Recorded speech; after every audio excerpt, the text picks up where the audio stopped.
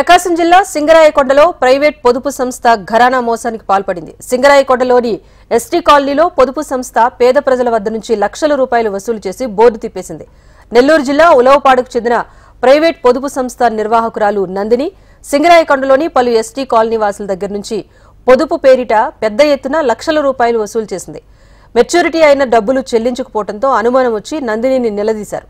ఆమె పొంతనలేని సమాధానం చెప్పడంతో మోసపోయామని గ్రహించిన బాధితులు పోలీసులకు ఫిర్యాదు చేశారు. అక్కడి నుంచి మాకు రానుగడ రాలే మేడం. మేమేం కట్టిన వరకు మాకు డబ్బులు ఇచ్చేయాలన్నమాట. కట్టిన వరకు ఇచ్చేయమని సార్ మాకేమొద్దు, మేము కట్టం కట్టినా రెండోసారి బుద్ధుంటే ఆ కారు చెప్పు తీసుకుని కొట్టమని మమ్మల్ని ఇంత కడితే అంత ఒట్టు మేము అసలు ఇంట్లో మగవాళ్ళు అసమంటే మాట్లాడుతుంటే తెలుసు. ఇప్పుడు ఆంకే భర్త లేకపోయాడు లేనప్పుడు జరపకూడదు ఇవన్నీ, లేదా ఇచ్చేయాలి, ఎవరు డబ్బులు వాళ్ళకి ఇచ్చేయాలి. ఏడన్నా ఫోన్ చేసి ఏడన్నా నేను పలానా సంఘంలో ఉన్నా వస్తున్నా